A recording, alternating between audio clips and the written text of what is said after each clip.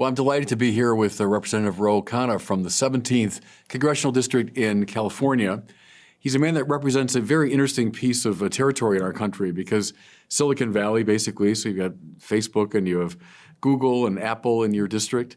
And I've been eager, Congressman, for a while to talk to you because I find your positions intriguing. You're a little hard to pin down, which I like, you know. And speaking from the standpoint of Catholic social teaching, you know, famously, Catholic social teaching corresponds to neither of our political parties. It's part of its genius, I think. You know, you can't say, oh, it's clearly Democratic, clearly Republican. It's also a source of ongoing frustration for Catholics every election cycle, you know. So whom do we vote for, Bishop? Right. And we say, well, you know, Catholic social teaching says X, Y, and Z, and A, B, and C, and now you got to make up your mind and conscience. So I thought we could chat about some things maybe in relation to Catholic social thought and then your own thinking on political matters. So, well, that would be wonderful. Look, I am so honored to be here. I remember reading one of your pieces on Christmas where you talked about how we are drawn out of ourselves because of a baby and how Jesus came as a baby. And I just thought, what a obvious but brilliant insight. I never thought about that, you know, having kids, that is something because of their vulnerability, that it draws you to them. And so we tweeted that out, and I'm really honored to be here. Oh, thank you very much for that. And we can't resist the charm of a baby, so God becomes a baby to lure us out of our self-absorption. But I never thought of that before. I mean, even though it's so obvious, it's so sometimes the obvious and then pointing it out just makes you think about the world in a different place, which is why we could get into it. I think it's so important to engage with the religious traditions in the public sphere. And sometimes, I mean, I'm of Hindu faith, and I often say, I wish I had more classes about in the Old Testament, New Testament, just to understand because it's so rooted in American culture. Well, you just tell me before we sat down that Leonard Cass was a teacher of yours at the University of Chicago. Leon Cass. Leon Cass, and then he has that wonderful book on Genesis that's based on seminars he gave there, right, at U of C. It is, and I had 3 quarters on the Genesis with him, and you know, I still remember certain things. I remember when. You know, he talked about Abraham, and of course there's a philosophical and religious part to it, but he said, think about this. You're in your 80s or 90s, and God calls you and says, leave everything you know, and you're going to go and start a new country, and the ambition that takes and the daring it takes. So he taught the Genesis in a way that made you feel that this was about humanity and our ambitions, our greeds, our impulses. No, quite right. That's a great book.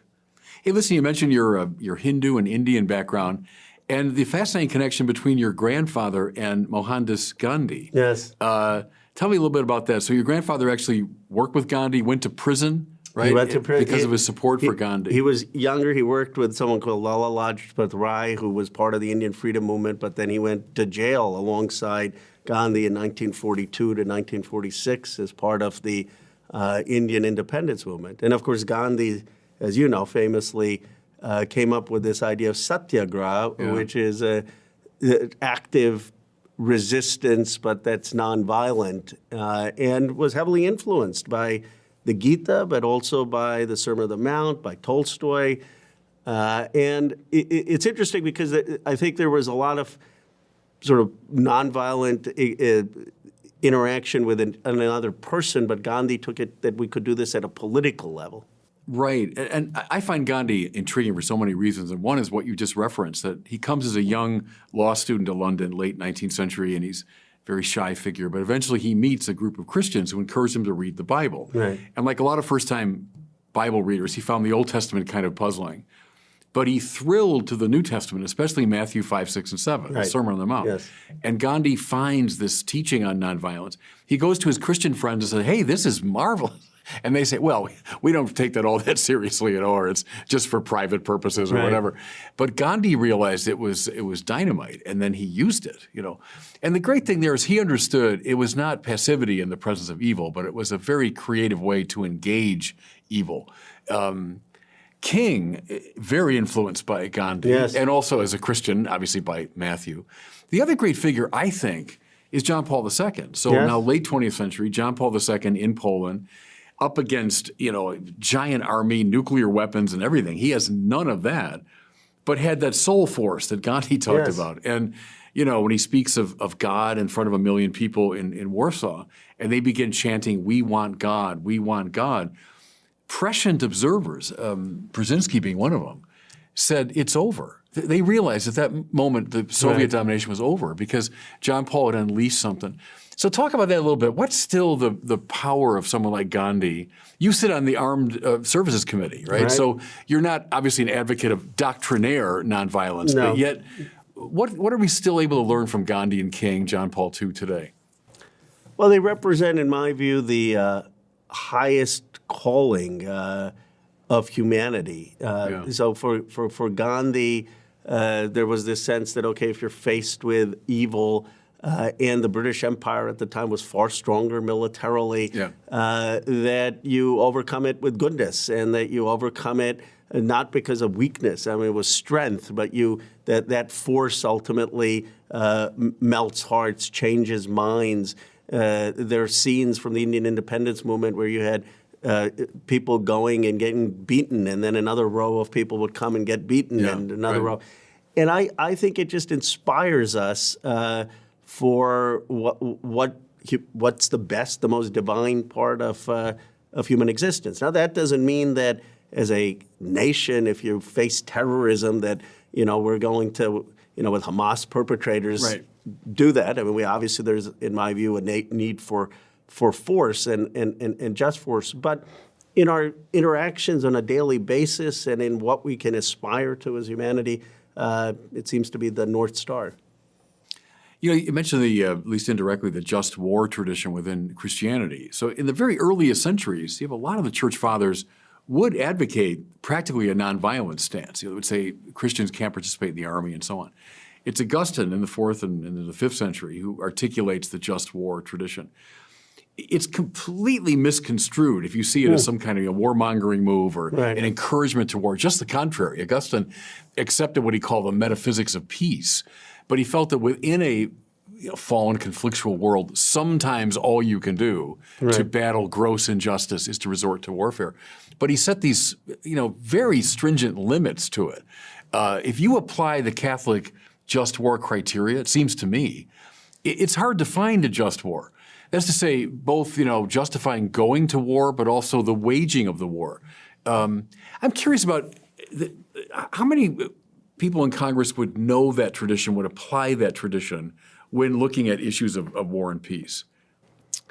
The just war tradition. I'm just curious. I think there are people who would know it, not obviously to your depth, but would understand that that there are deep ethical principles involved, that we shouldn't just be rushing to war.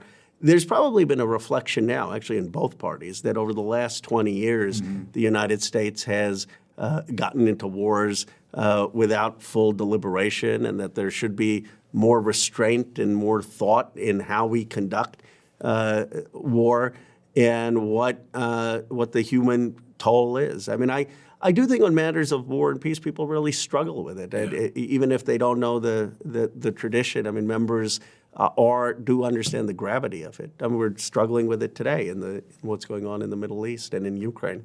Right, because proportionality, discrimination are two key elements when it comes to the waging of war. There's got to be a proportionate response, but also a discriminate one. We make every effort to discriminate between combatants and non-combatants. And one of the criteria on the way to war is last resort. I've always been struck by that we've exhausted every other means before we get there. And so the social teaching tradition of the church keeps us from rushing into, armed conflict. But anyway, I think it's very important that we keep those criteria in mind as we think through, those issues. And I think this is one of the important reasons that we need faith informing politics, right? Because otherwise, someone hits you, someone strikes you, the human response is you want to strike them back. And what faith at its best does is makes us pause and think and say, well, what is the ideal way to live? And that doesn't mean we can always live the ideal way in a, as you put it, fallen world, but certainly it should help shape the action and give us pause, at least give us some sense of deliberation. Gandhi, King, John Paul II all knew that it was a provocation, real nonviolence, not passivity, but a real provocation, revealing the wickedness of someone to himself, that he might see mirrored back. Right. This is what I'm doing. There's a famous story of John Paul in Poland when General Jaruzelski, who was in charge of Poland at the time, greeted the Pope at the airport, and he had his notes for a little speech, and he stood there and he was trembling because he realized the power of this man, And they say John Paul listened to him very politely and then commenced his own speech. But before he did, he took his papers and he held them out like this, saying, I'm not afraid of you.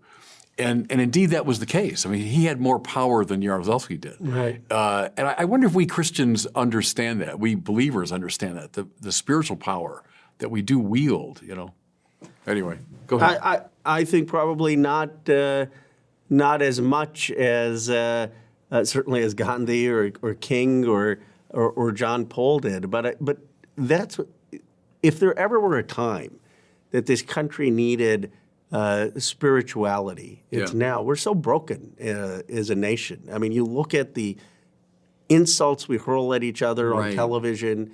You look at the anger, and there isn't a sense of common purpose. There isn't this sense of where are we headed. And at its best, America is a nation of ideals, of a nation that represents the best of human values. I wasn't a supporter of Ronald Reagan's ideology, but when he would talk about a shining city of the hill and what America could be, that it sent chills for America. And that's the sense, I think, that we have lost. And having spirituality deepen the conversation and also have some humility. Because if you believe in a higher power, then you probably think you don't have the monopoly on the truth. Let me pursue that with you a little bit, because you mentioned Tocqueville in some of your writings and speaking, and he's kind of an intellectual hero of mine. I would take his main point to be a democracy can't really function, much less flourish, without some undergirding philosophical or religious point of view. So the institutions of a democratic society, both political and economic, are fine in themselves, but they won't really function properly unless the entire society is suffused with a religious sensibility, right? Here's something I've noticed in the years I've been following politics and reading. When I was a young guy, you'd read people on the left politically. They weren't anti-religious. And go back to my father's heroes. My father's heroes would have been FDR and would have been JFK and Hubert Humphrey and LBJ, right? I can't think of any of those figures as being anti-religious or anti-spiritual. What I've noticed in the last, let's say, 30 years is the left is becoming increasingly hostile to religion. Not even indifferent to it, I mean actively hostile to it. And that worries a lot of us because of the Tocqueville principle. I get it. Religion, like anything else, needs to be criticized, and religious people do and say bad things. I get that. But you can't dismiss religion out of hand as something, primitive and irrational. Think of the new atheist critique from, 20 years ago. But I found it's come into the left as a kind of unsavory element. So talk to me about that, because you just mentioned the importance of the spiritual in a political conversation. Well, I think it also is important to move people, right? I mean, it's not accidental that King's language is Christian in so many ways. I mean, he says we don't want a thing-oriented society, a people-oriented society. It's not accidental that Gandhi appeals not just to the Bible, but to the Gita and to Hindu faith and to Islamic faith, and because people ultimately aren't just material things. We have higher aspirations, and to touch that, whether it's a sense of patriotism or even higher, a sense of what your obligations are to something beyond just your human existence, is deeply what moves people. So to say that, okay, we're not going to have that conversation impoverishes our ability to have a politics. Now, it comes from this fear that we want to have pluralism in this country, and so I think that the fear was, okay, are we just going to have one faith? But I think America has always, in my view, been a nation of many faiths, and you can celebrate that. And we can create space for that. So, I'll give you a very go ahead. childhood story. When we were moving into to Amsterdam Avenue in Holland, which was one of the neighborhoods. I was born in Philadelphia. We were moving there. There was a bit of chatter in the street in Bucks County, like the Khannas are moving in. And we figured out, what was going on? And that someone said, well, on Christmas Eve, we put candles out, and now are we going to have a house that doesn't have the candle lights out? So my parents kind of laughed, and they said, of course we're going to put the candle lights out. We grew up celebrating Christmas doesn't diminish our own faith tradition, and we did that, and we celebrated, and people on the street celebrated Diwali and were curious. And I think that there has, in my view, having a robust engagement with people's faith is a better way than telling people don't have faith in the public square. Right. And is it possible to have a religious argument in public? And I use that word argument on purpose because I've been saying for years, it looks for a lot of people like there are two options. Either there's just interreligious violence or there's total privatization. Just don't talk about religion. And I would say, no, there's a middle ground, which is robust religious argument that can come out into the public space, not violent, but intellectually engaged. Why couldn't a Hindu and a Christian and a Jew really talk about, and without abandoning their own traditions, but talk out of those traditions and try to find some common ground? My second observation there is in the Catholic tradition, we talk about the natural law tradition. Right. So you might say underneath, most of the great spiritual traditions is a deep moral sensibility, and that we can find a common ground. Someone like John Courtney Murray in our tradition argued out of that perspective, and that we abandon that at our peril. And then it moves into just a complete either indifferentism or just squabbling in the public square. So, is there a moral consensus that our country can find, call it the natural law consensus, or some fundamental moral sensibility, or are we stuck with endless squabbling at that level? So I think there's two things. Obviously there was a sense, in my view, first that that the state would have an ability to define the common good, and liberalism emerged saying, well, we've had all these wars. Right. We can't agree on this common good. We can't agree whether it's a Protestant, Catholic, Hindu common good. And so we're going to agree to some basic principles. And those principles are to keep the country safe and have people have individual rights.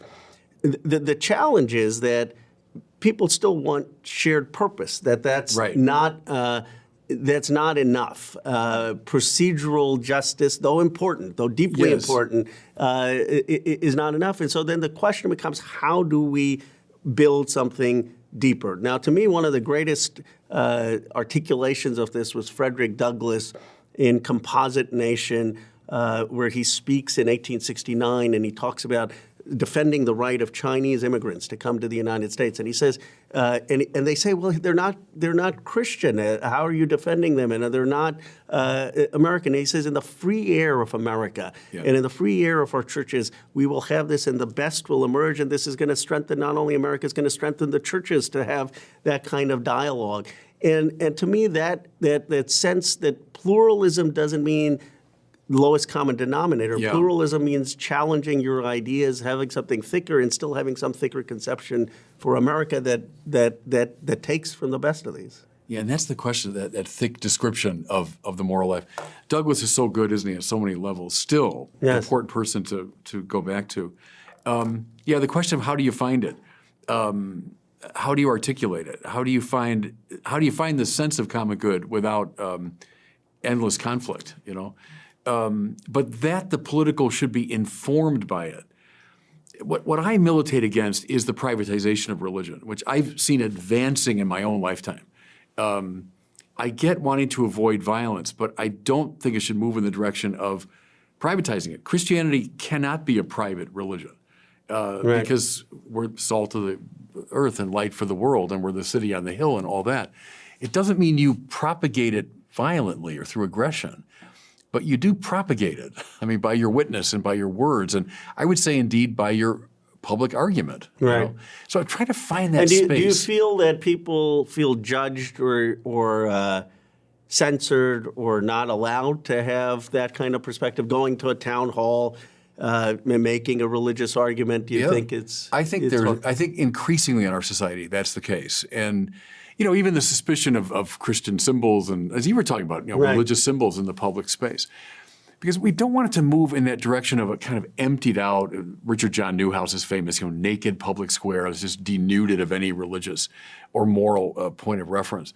We can't have that. And I think that's one of the inflection points in our conversation, around religion. Yeah. And I don't think, when I think back to my parents putting out the candlelights or my tweeting out your piece on Christmas, I don't think it's a shallowness, right? I mean, some people say, well, it's just the commercialization of Christmas and now everyone has elf on the shelf and is giving gifts. It's something deeper. It's about trying to respect and share what is holy and important to someone else and trying to celebrate that. And the other person reciprocating that in you. Now, maybe that gets to some common ground. Maybe that strengthens the appreciation for common direction. But if all I'm saying to you, Bishop Barron, is, well, I respect your right to exist and me not to hit you and me not to steal from you, that's not as deep a bond as if I say, well, I want to celebrate and understand things that matter to you. Is there a teleology to our political life? I guess is the question. Is it actually going somewhere? Are we heading toward a common good? Or is it more that procedural, element you're talking about? Is it merely protective or directive? That's, I think, in terms of classical political philosophy. Modern political philosophy tends to say the purpose of government is protective, to protect our rights, protect us from, violating each other's rights. But classical political philosophy, Aristotle, Plato, Cicero, Aquinas, would be directive. The purpose of government is to direct us towards some clear sense of the common good. Now, I know that shattered at modernity of the Enlightenment, that consensus around the common good, And we're the inheritors of that moment, it seems to me, that shattered. So we're left with a kind of proceduralism that's good, but not enough, as you're saying. So that's what we, I think, all need to think through in a fresh way. And then we're always haunted by the specter of violence. The minute you're talking about here's the common good, here's the good that we should all be seeking, and someone goes, well, I don't agree with that. And then that's my point about argument. Well, can we find a place to argue about it anyway, publicly, without killing each other or without falling into complete polarization? To my mind, that's the central struggle maybe in the political life today. I completely agree with you, and I think what our nation is trying to do is unprecedented. I mean, there has never been a cohesive, multiracial, multi-ethnic, multi-religious democracy on the face of the earth. And so we're trying to do this. And it's not enough to just have procedural justice. We want to have a common good, right? A nation is not, when people say America is just an idea, well, yes, it's an idea in the Constitution, but it's also the Revolutionary War, and it's also the blood spilled in the Civil War, and it's also World War II and the Cold War. It's stories and events, and a nation isn't just ideas. And so we need to have this common sense of a nation, and yet we have all different folks and different faiths and different traditions coming in. Where do you have a common purpose? I mean, at the very least, it should be, in my view, the engagement and respect of each other, and listening and thinking and the humility. But then, how do we build this purpose? And in my view, becoming a cohesive, multiracial democracy is probably a civilizational achievement for America. Yeah. I think of John Paul II there, who said the most fundamental of all the rights is religious liberty, the right to religious freedom, because it touches the very deepest part of every person. So that's one side of it, isn't it? It's like to allow that, say, yes, I'm offering complete religious liberty.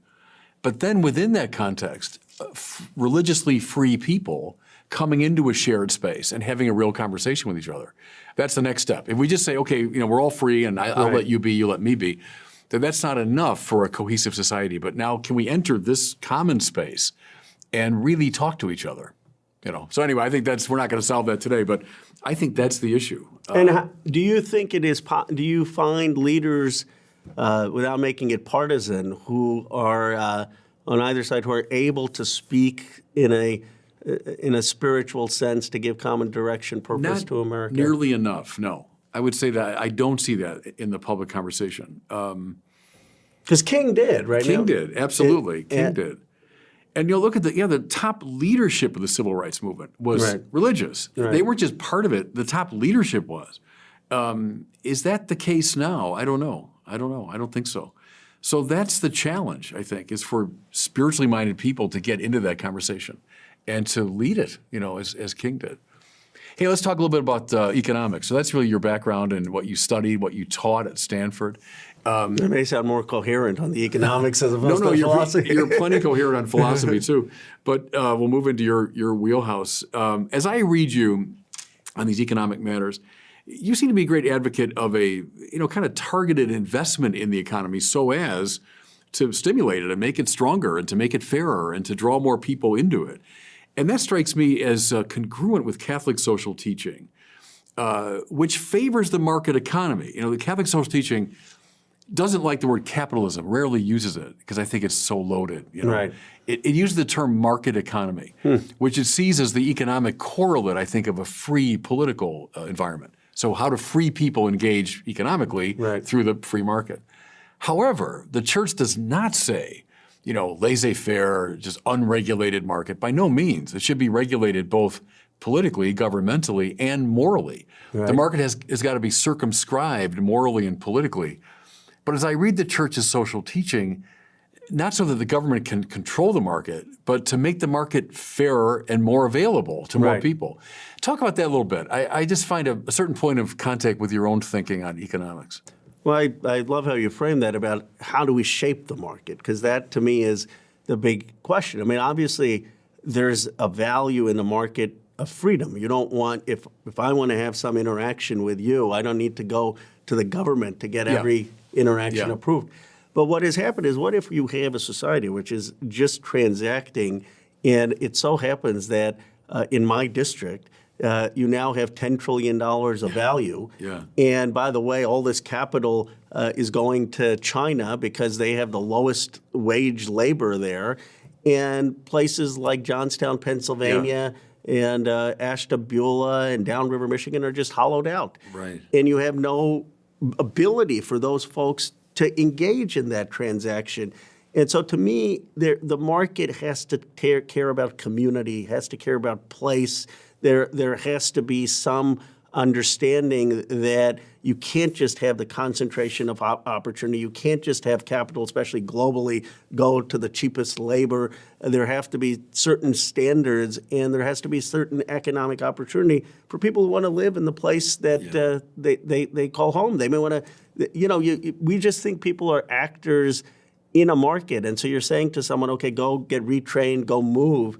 Well, what about their home church? I want to stay here. What about their family? What about their community? Why are those not also important values? And I think this has been another source of the polarization in our country. One is the challenge of figuring out a common good, but the other is that some people have a much better chance of economic opportunity than others, and depending on where you were born.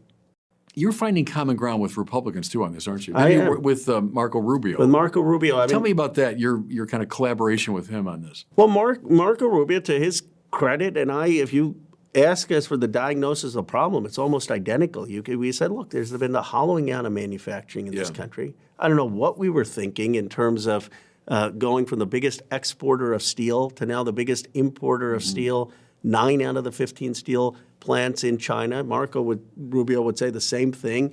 And town after town losing industry, and we didn't do anything. If you go to these communities, there's a sense of betrayal, of anger at both the whole political system. And so what Marco Rubio and I are saying is it's okay to have a strategy of economic development. Every other country has that.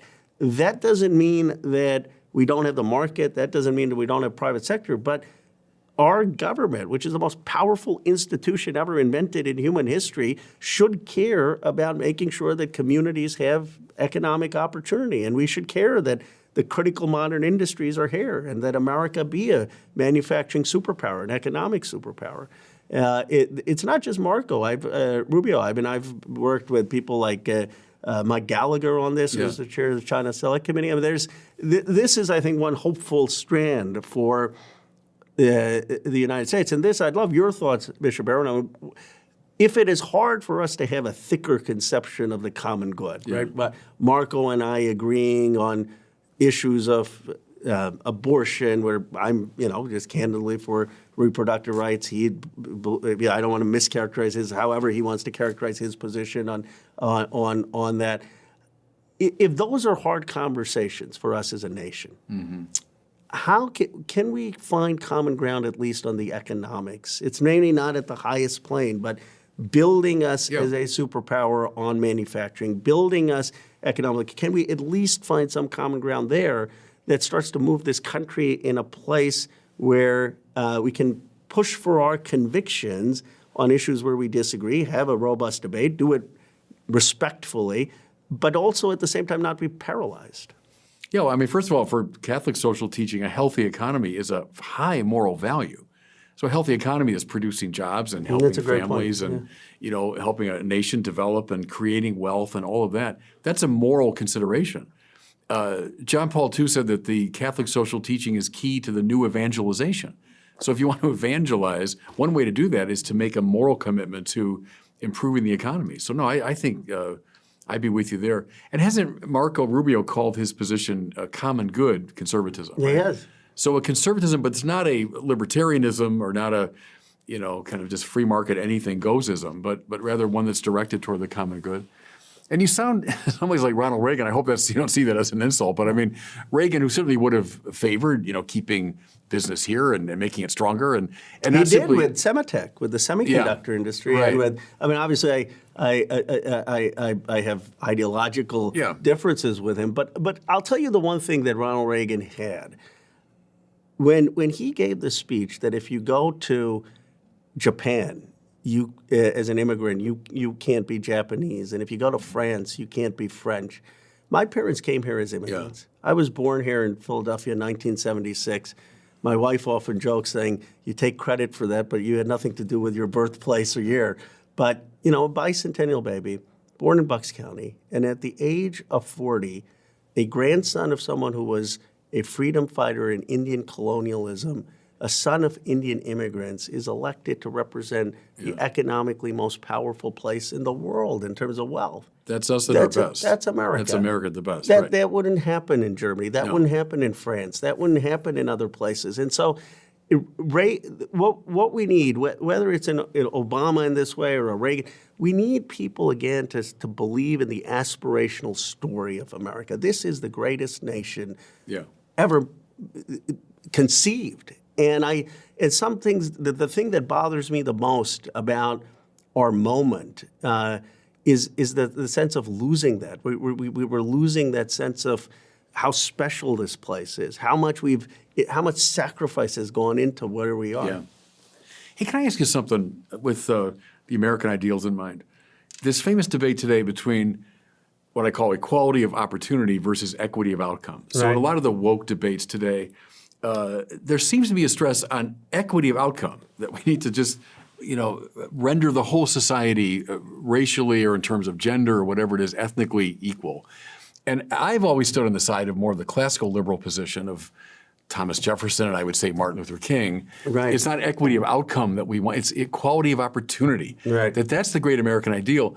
And equity of outcome, in fact, would call for an extraordinary manipulation of the society, an extraordinary intervention of government and into the economy and all that. Help me with that. Bill Maher asked Bernie Sanders that question. Is it equality of opportunity, equity of outcome? And Sanders said it's equality of opportunity. And I thought, good. Give me your thought on that distinction. I'm obviously for an equality of opportunity. I mean, people should have the basic health care, education to make a life. But then if you had equality of results, that would mean that everyone would be making the same amount of money and have to be in the same houses. And Or 51% should be women in every aspect of life, and 10%. That's not respecting a person's individual initiative and ambition. Where I think it becomes more challenging is, let's say, equality of opportunity requires people to get to a 5, right, in a race. And some people are starting out at a 2, and other people are starting out at a 0 or a -2. Then the question for a society becomes, do we do more to help the person at a -2 to get to the 5? And that's been the affirmative action argument for a long time, right? And as far as it goes, I think fine. But it's and I think that. And I wish we could have that honest conversation in good faith instead of where people are saying, look, we don't want inequality of outcome. We want equality of opportunity. And then let's discuss where that is and how that is. But it becomes so politicized that you can't do that. Yeah, no, fair enough. I wonder if this question will get you in trouble with your own constituency. But another part of Catholic social teaching, which I think is congruent with your thinking as I'm understanding it, Catholic social teaching doesn't like hyper concentrations of wealth and power. That's interesting. Look at G.K. Chesterton, who's an intellectual hero of mine. And he proposed back in the early part of the 20th century a system that he called distributism. And he saw it as in between socialism and a pure capitalism. And the idea there was distributing wealth. Right. Now, not through the mechanism of the government necessarily, but finding ways to distribute wealth and power throughout the society. And look at his disciples, C.S. Lewis. Tolkien is a good example. You know, that a suspicion of a hyper-technologized capitalism that rapes the environment and all that. And they favored a breaking up. Think of like Saruman in The Lord of the Rings, you know, kind of controlling everything. And that's the tradition that's coming out of Catholic social teaching. So as you said, you've got in your own district some of the greatest hyper-concentration of wealth and power in the history of the human race. So let me ask just provocatively, should there be another Teddy Roosevelt? I mean, to break up these trusts, should we break up Google and Facebook, and why not? Well, some of them, I think Facebook we should have, because they've concentrated Instagram and WhatsApp that should have been separate and having competition.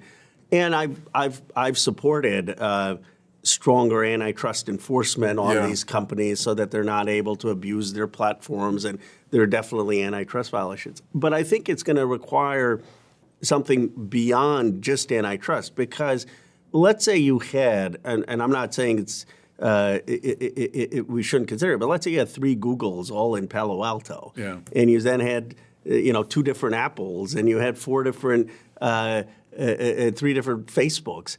And you have the AI revolution in my district. That's not going to do much for people in Youngstown, Ohio, right? And so I think the harder challenge is the internet was supposed to be distributed, and it ended up being concentrating. And how do we now intentionally figure out incentives to distribute the economic opportunity and technology jobs? And that's what I've really been pushing with getting Google to partner with community colleges, historically black colleges, Hispanic institutes, and rural communities.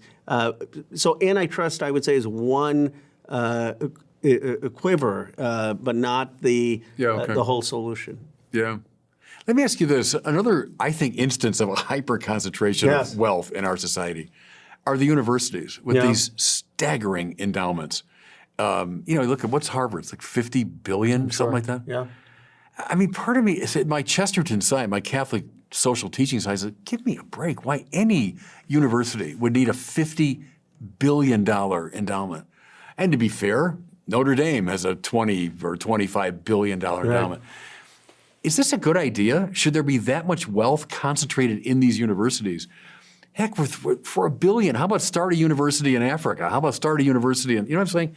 Is that another example where I don't know who would do it, but somehow break up that extraordinary monopolizing of wealth?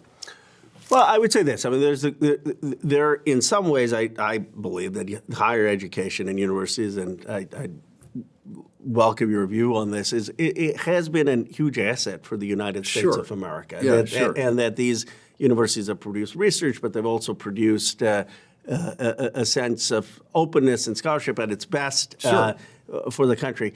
The challenge has become, I think, some of it the gamesmanship of people contributing to these places to be on the boards or to get their kids in, Right. and that needs to be cleaned up in terms of what to do. And then, and naming buildings. I mean, there are probably other better uses of people's free money. It's not for them to decide what they want to do, but there are probably better causes than just giving all of your wealth to your alma mater to get a building named. I'm reluctant to go after universities because I will say this. I think that there has been anti-intellectualism at the basis of some of the critiques of higher education, in my view. I mean, look, I think the country did a terrible disservice to people who didn't go to college and hollowed out the manufacturing, hollowed out the middle class.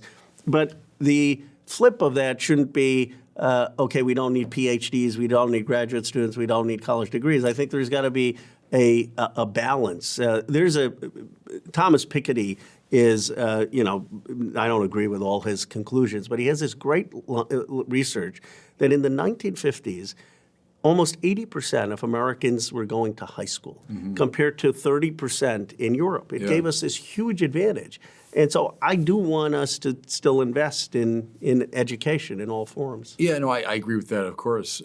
But something I found encouraging, actually, in my experience in recent years, the number of kids who are saying to me, "When I'm not going to college, I want to become a plumber. Right. I want to become an auto mechanic." Which is I'm fantastic. like, yeah, and I say, terrific.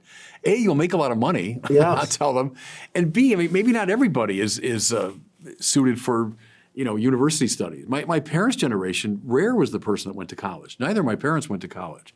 And I do think this gets to some of the elitism, right? Just because you Right. went to college doesn't make you smarter or Right. better or Right. a better citizen or morally superior to someone who didn't. And there is this kind of snobbery of the college educated that I think is not called for. I mean, a person who doesn't go to college can have a great life, can have incredible opinions and thoughts, and should be given as much credence in their opinions as especially when it comes to democratic matters, as someone who's a PhD. I think of it like a Tolkien again, with the hobbits staying close to home and making their own tools and doing their own work. And that was, now it's romanticized, obviously, but that was an ideal that they were embracing against the sort of elitism, I think. Hey, let me ask you a couple of particular issues that were really big when I was in California. I was out there for 6 years.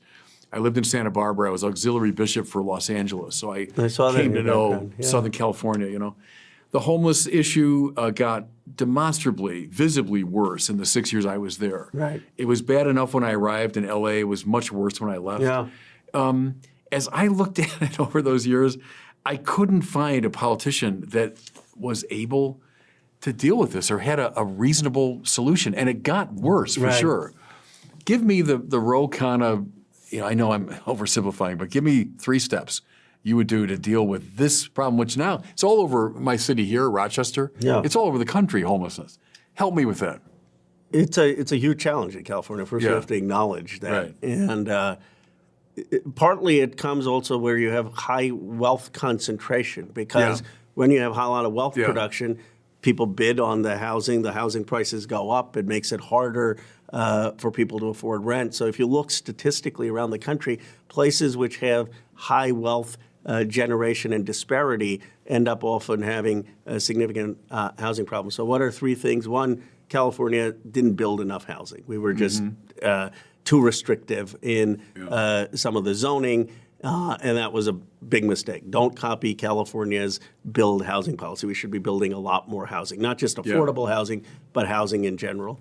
The second thing is make sure you're intervening before someone is evicted in terms of providing assistance. People say folks have an addiction problem, mental health problems. There are a lot of people who have addiction problems and mental health problems who are housed, and that's much better than before they get evicted. And so I would have a program of aggressively monitoring people who are on their feet and making sure before they get evicted they have some assistance. And then the third point would be really having more mental health and wellness and counseling in communities. And of course, gets back to Tocqueville, right? I mean, one of the reasons Tocqueville said you needed religious institutions. He said in a place where you have freedom could go to licentiousness. We may not have any order, and we need family and community and religion to give our life some social purpose, so it's not just our own whims. And in a society as complex as ours, we want religious institutions, others to do that, but we also want mental health wellness centers that give people an opportunity to get back on their feet. Those would be the three. Yeah, no, I appreciate that. It's just been such a intractable problem, hasn't it? And, it really has. I look Democrat, Republican, look across the spectrum, and we just don't seem to find a solution. Speaking of which, the other issue that it certainly preoccupies the bishops of our country. Since I became a bishop 8 years ago, we talk about it every single meeting. And that's immigration. Yes. When I was in California, obviously it was front and center issue, but it's all over our country. Everyone says it's like a cliche, almost a broken system. And I think that's true. Catholic social teaching, and this is a very important part of it. It says yes to a nation's right to define and defend its borders, right. and not just for xenophobic or jingoistic reasons. There are good moral reasons for that. Right. To maintain an economy can't handle this huge influx of people or whatever it is.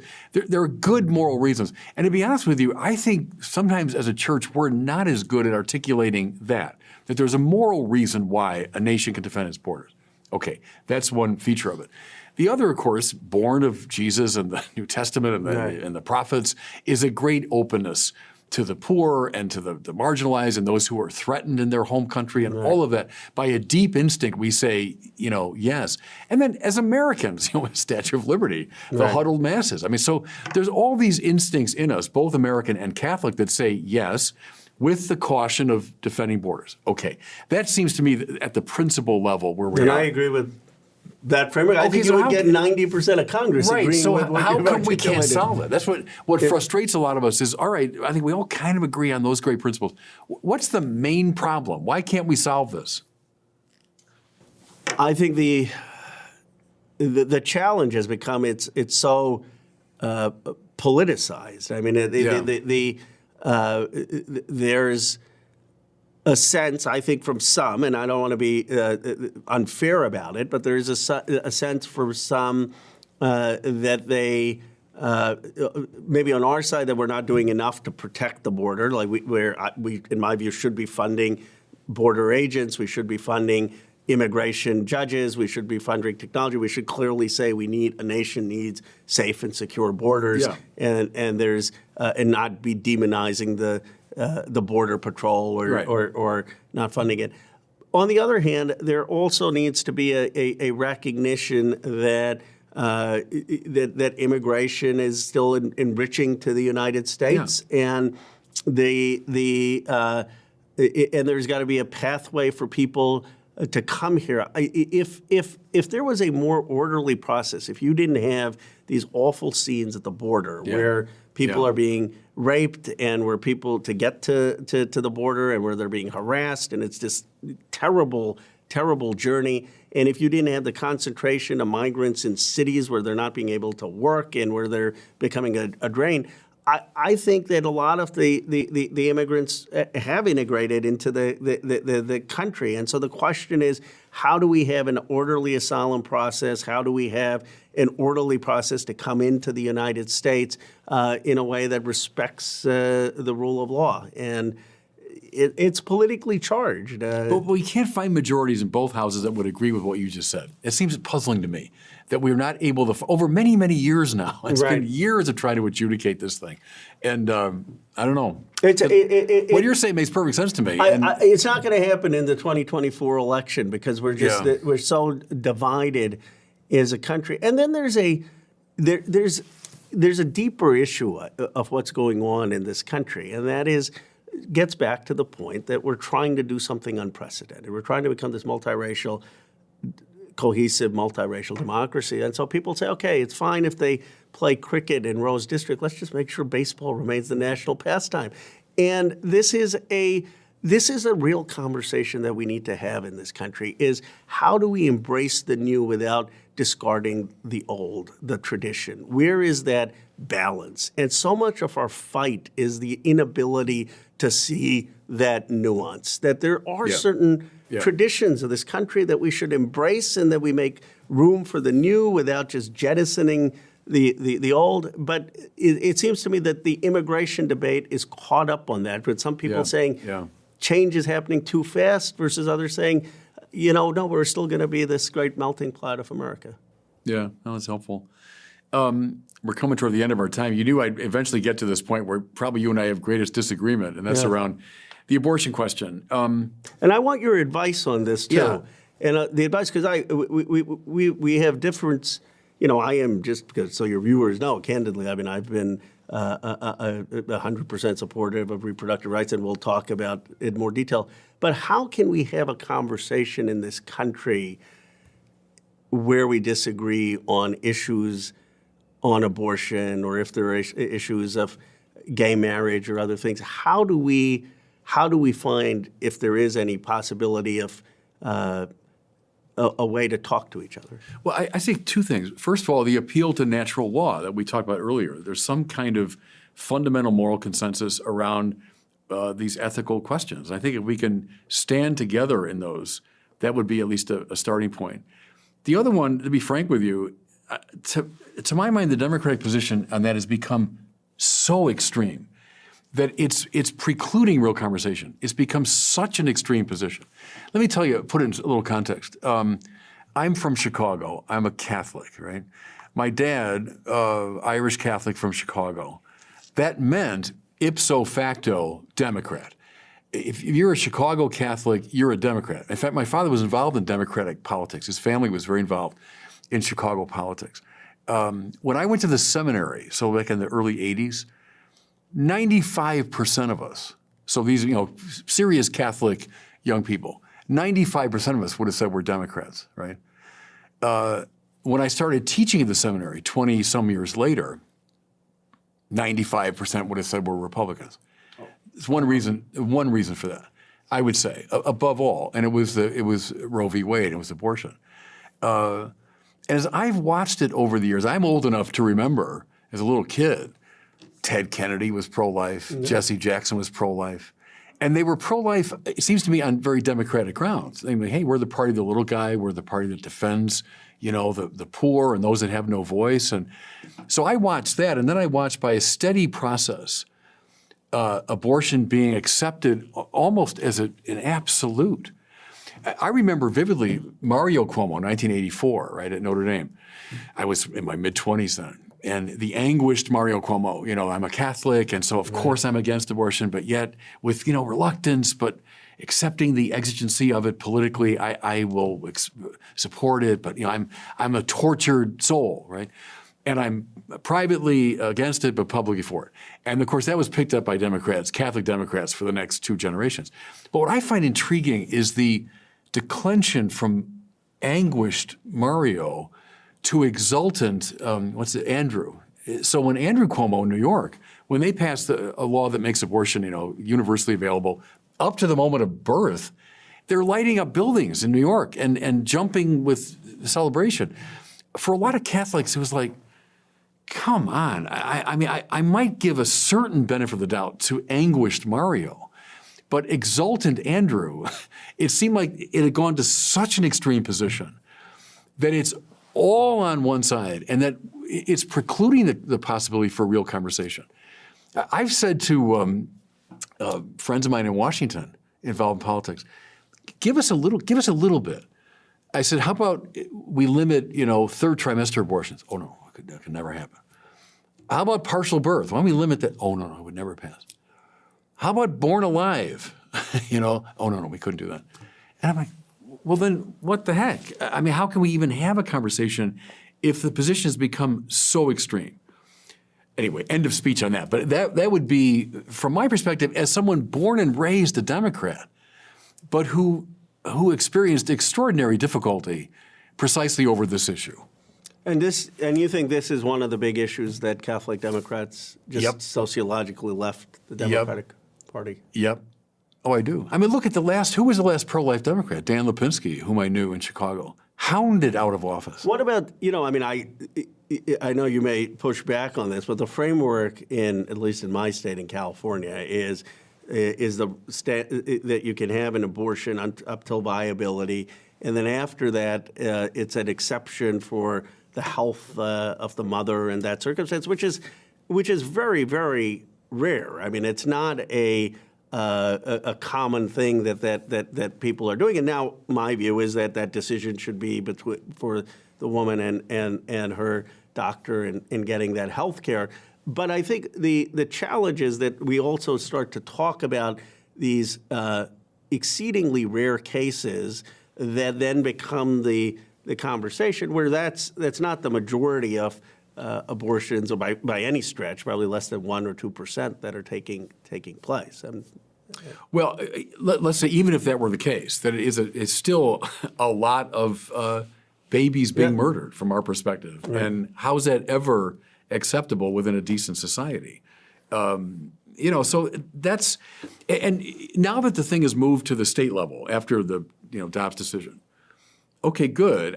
I'll take any restriction I can get. I mean, so if Democrats are willing to say, look, we'll restrict it here or there, great.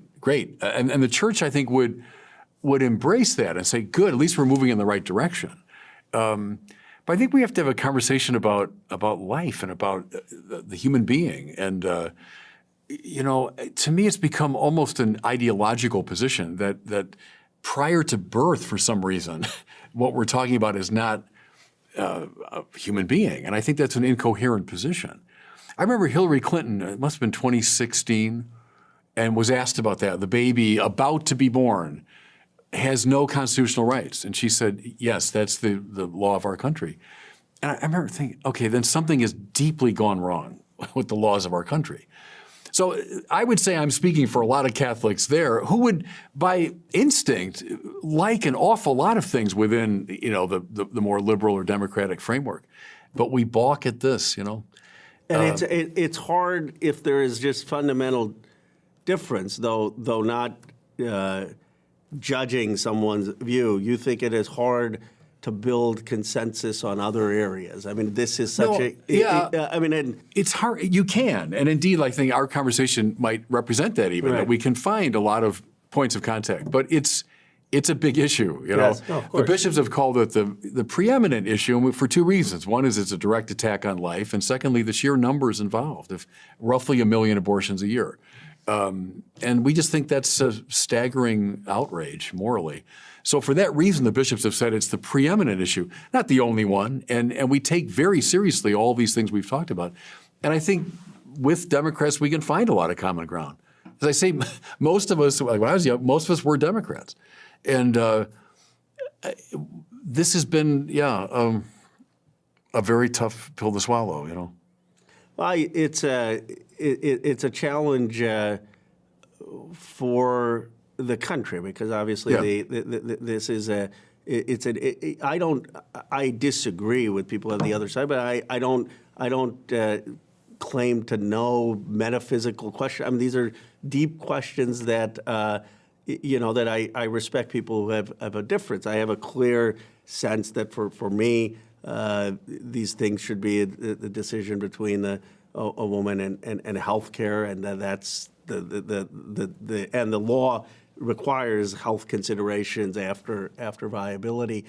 But I'm not saying that this can bridge a divide, and I don't want to diminish the moral sentiment or moral intensity on the other side. But I think that there is such a moral conviction on both sides on this, that the question becomes, one, can we have this conversation? But it also becomes, how do we at least respect where people are coming from?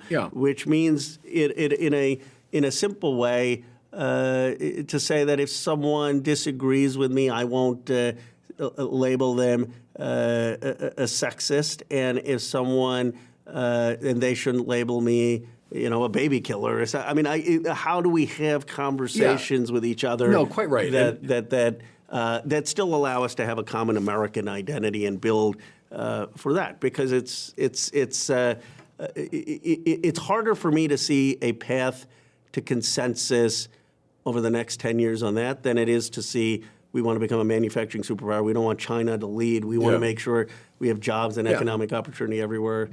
We want to become this great multiracial democracy. Yeah, and it's a thorny question to be sure. And I think just to keep creating the space where the conversation can unfold is a good thing.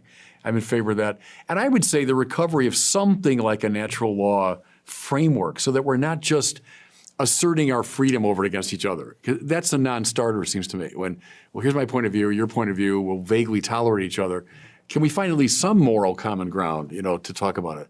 I would encourage that. But no, I think there's plenty of room for conversation and for agreement on some, pretty important things. And the church takes very seriously the political conversation. As I say, the political conversation has enormous moral implications.